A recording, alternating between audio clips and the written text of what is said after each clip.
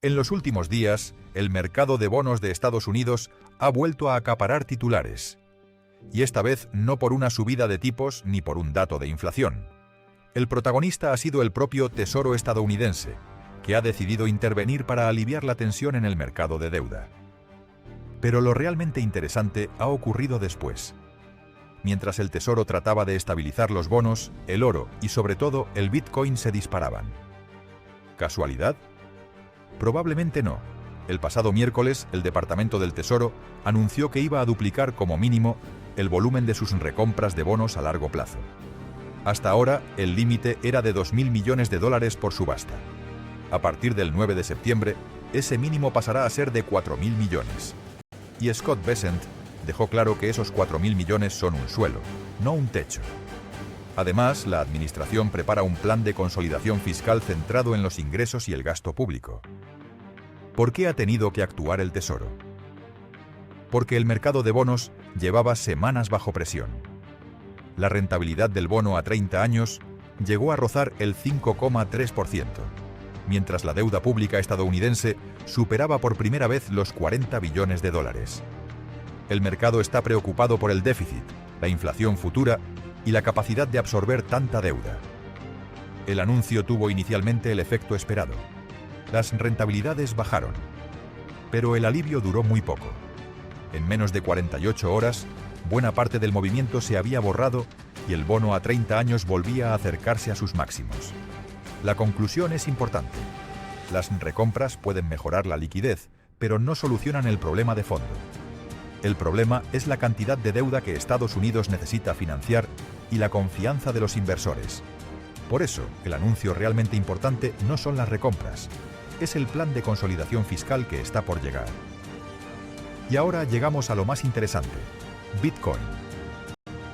Justo después del anuncio del Tesoro, el Bitcoin llegó a subir cerca de un 9% en una sola sesión. En la semana acumuló aproximadamente un 22% y volvió a superar los $80.000. ¿Por qué? La clave está en la liquidez. Cuando el Tesoro recompra deuda, facilita liquidez al mercado. Y si esa liquidez aumenta el dinero disponible en el sistema, los inversores pueden anticipar un dólar más débil y una mayor inflación futura. Ahí aparece el llamado debasement trade. La idea es sencilla.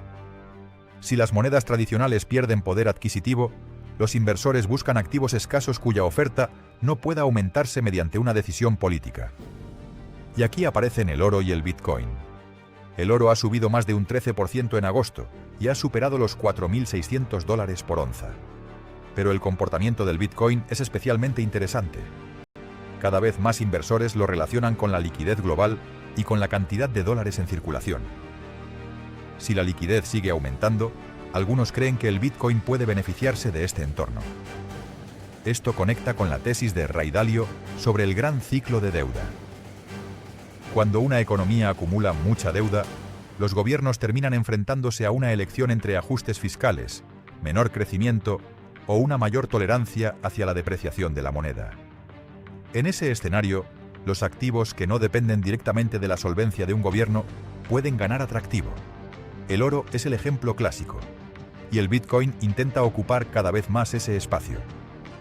Pero hay que hacer una distinción importante. Esto no significa que el Bitcoin sea automáticamente un activo refugio. Sigue siendo extremadamente volátil y puede caer con mucha fuerza cuando desaparece la liquidez o aumenta la aversión al riesgo.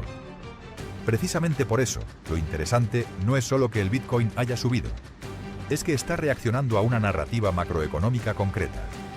Deuda, liquidez, dólar, inflación y confianza en el dinero. El oro, la plata, el petróleo y el Bitcoin han subido a la vez. Y cuando varios de estos activos se mueven en la misma dirección, el mercado puede estar enviando un mensaje. Una parte de los inversores empieza a preguntarse cuánto puede durar una economía basada en niveles cada vez mayores de deuda. Por eso, la pregunta ya no es qué hará el Tesoro con sus recompras, es qué ocurrirá si estas medidas tienen que ampliarse una y otra vez. ¿Estamos ante una intervención puntual para estabilizar un mercado de bonos tensionado durante el verano? ¿O estamos viendo el primer síntoma de un problema de deuda que puede acompañarnos durante años?